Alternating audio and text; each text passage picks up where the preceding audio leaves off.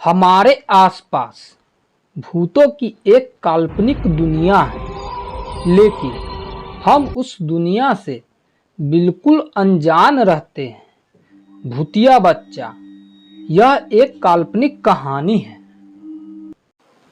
बदलापुर गांव में राधा नाम की एक औरत रहती थी।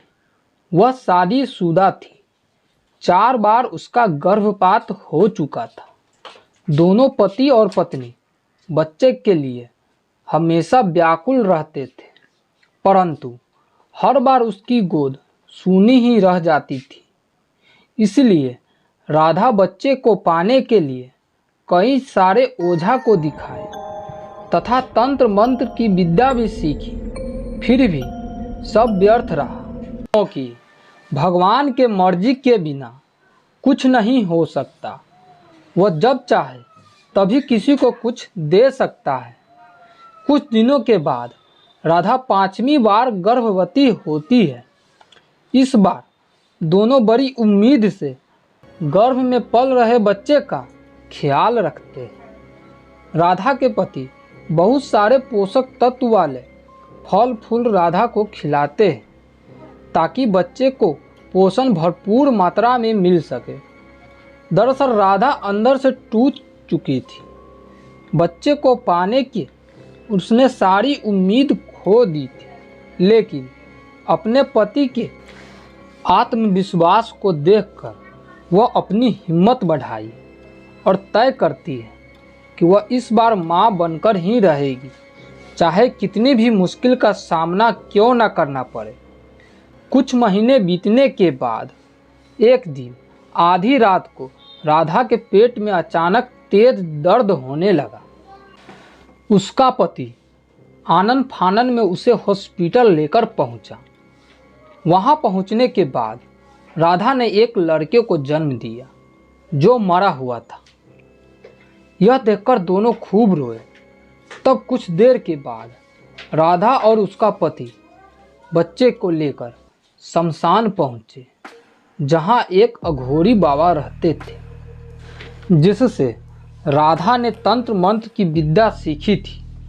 दोनों अघोरी बाबा के पैर पकड़कर रोने लगते हैं। अघोरी बाबा दोनों को चुप कराते हैं और हाथ में एक हड्डी का टुकड़ा लेकर मंत्र पढ़ने लगते हैं और साथ में राधा को भी मंत्र पढ़ने को कहती है।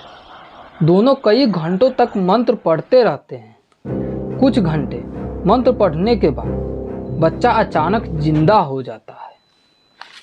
राधा और उसका पति दोनों बहुत खुश होते हैं और अपने बच्चे को लेकर अपने घर चले जाते हैं।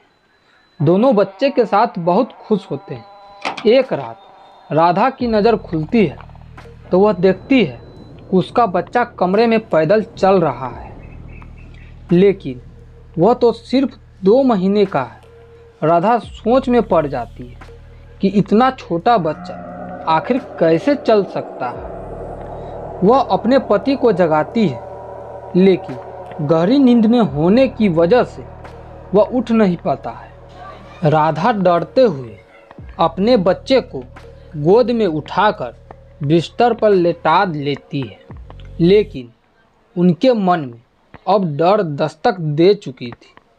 सुबह होते ही वह अपने पति को रात की सारी बात बताती है, परंतु उसका पति राधा पर भरोसा ही नहीं करता।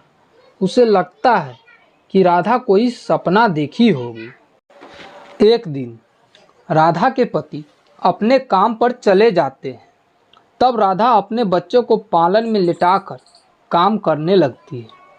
थोड़ी देर बाद जब वह अपने बच्चे को देखने जाती है तो वहाँ का नज़ारा देखकर राधा दंग रह जाती है, क्योंकि उसका बच्चा खून से लथपथ था तथा उसके मुंह में एक खरगोश का बाल लगा था और वह खेल रहा था। तभी दरवाजे पर उसका पड़ोसी दरवाज़ा पीटने लगते हैं। राधा दरवाज़ा खोलती है और कहती है कि क्या काम है।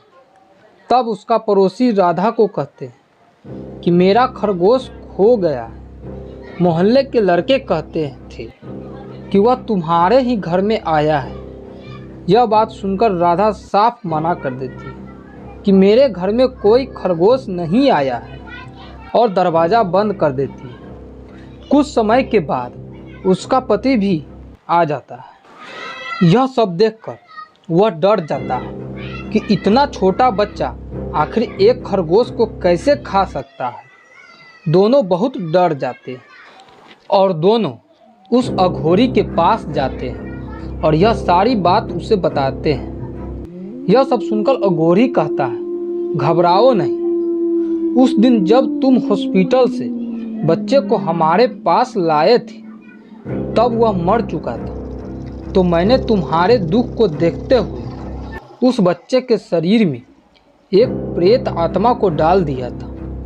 अगर मैंने उस बच्चे के शरीर से प्रेत आत्मा को निकाल दिया तो वह उसी क्षण मर जाएगा। अघोरी की बात सुनकर दोनों समस्या का समाधान पूछता है तो अघोरी कहता है, यह तो तुम्हारे कष्टों की अभी शुरुआत है। अगर यह बच्चा तुम्हारे घर में रहा तो हर दिन तुम्हारे घर में मौत का तांडव होगा, क्योंकि यह एक भूत का बच्चा है। यदि इस बच्चे की माँ शमशान में सारी रात भूतिया साधना करे तो इस बच्चे से छुटकारा पाया जा सकता है।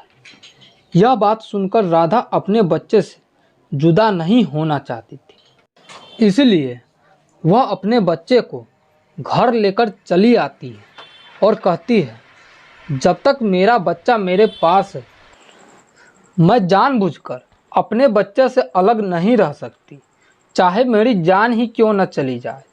राधा के पति को अंदाजा था कि वह कितना बड़ा आफत को पाल रही है, इसलिए वह एक दिन आधी रात को उस बच्चे को लेकर शमशान चला जाता है और अघोरी को कहता है कि बाबा, इस बच्चे को अब आप ही संभालो और हमें बचा लो। अघोरी बच्चों को देखते ही गुस्सा हो जाता है और कहता है कि तुम इस बच्चे को माँ के बिना क्यों ले आए? तुम अपने मौत के साथ साथ हमारे मौत का भी इंतजाम कर दिया। तभी बच्चे का आंख लाल हो जाता है और अघोरी उसका पति सम्मोहन शक्ति में आकर अपना होश खो बैठता है और एक गड्ढे में गिर जाता है। तभी अचानक एक तेज आंधी आती है और उन दोनों को गड्ढे में जिंदा दफन कर देता है। सुबह में जब राधा की आंख खुलती है तो वह बच्चा अपने माँ के पास खेल रहा होता है। आज के लिए इतना ही, धन्यवाद।